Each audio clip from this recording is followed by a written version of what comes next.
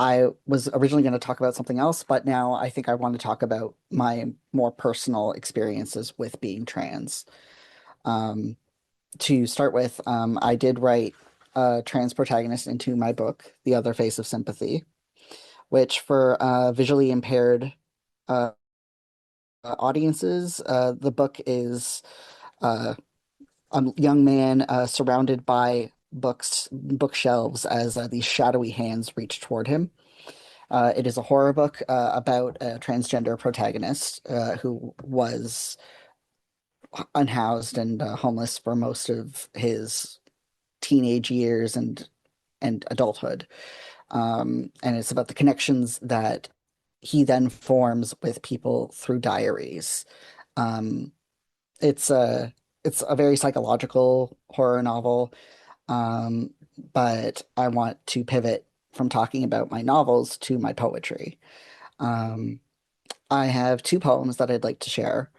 The first one I wrote in dedication to my grandmother, who I shared a birthday with her, and I also shared for the first part of my life a name with her.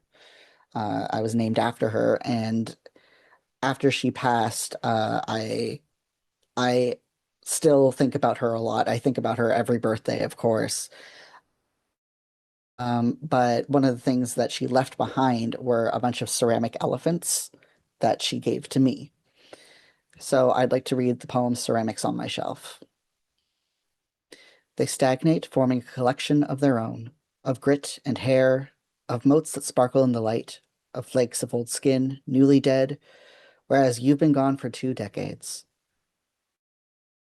They sit, meticulously arranged on a shelf in my study to watch me work with their glazed eyes. I hoped that you'd like to see me productive. Still, I frequently pause, stretch my weathered fingers, and wonder, you loved me so unconditionally, so vibrantly, so proudly. Would that have changed? When you learned your granddaughter shed the name inherited from you in order to live as your grandson? When I somehow survived all the pills, the ropes, the knives, but ruined my tender insides? When I could only make art, prodding letters into the shape of stories instead of making a living? That's when I decide to pick up a cloth and wipe away the dust from mementos you left me, to let you see how I'm doing my best. Of that, I know you'd be proud. And the second poem I wrote is based on the fact that I have a daughter. And when I was, you know what, no, let's not mention my age, but when she was 3, we had an interaction just in line at a Starbucks that sent my mind spinning. And I had barely started my physical transition at that time.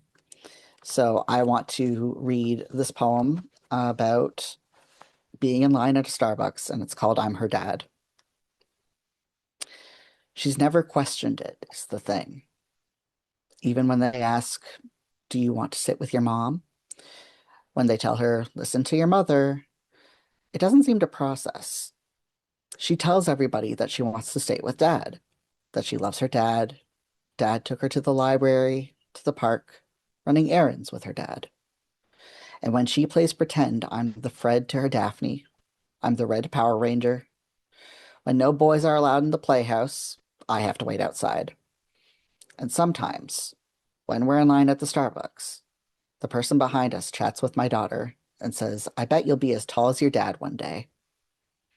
And we both beam behind our masks. She smiles at the thought of being just like me. I smile because so far she isn't. She's the little girl, unless she realizes otherwise somewhere down the road. And no matter what my body looks like, I'm her dad.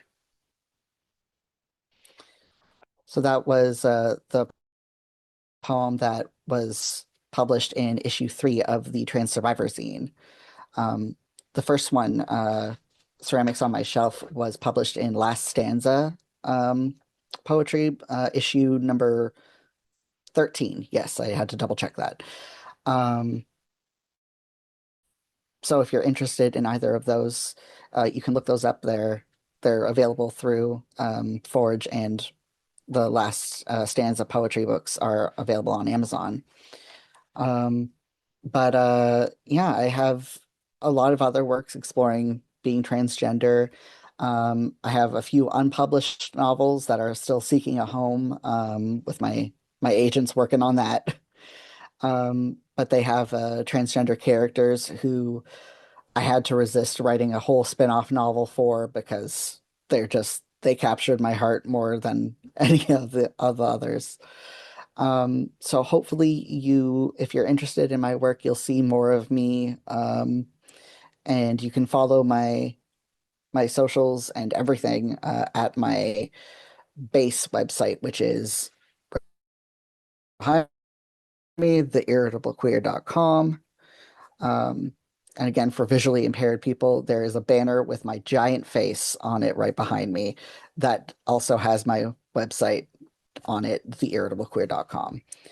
Um, I will also, actually, while I'm here, plug this. I have a novelette coming out on August 10th. It's called As Thick as Water. The cover has a sort of rainbow effect of a girl sinking underwater, being approached by some kind of monstrous fairy. And it is a book about, in a strange way, my connection to the idea of sisterhood. Um, when I was growing up, feeling lost and confused about presenting as a woman or presenting as a girl, um, I connected with other misfits, and that's kind of what this book is about in a dark fantasy twisted way.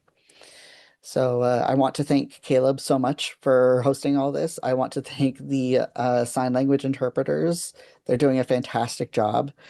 And yeah, if you have any questions for me, I'm happy to answer.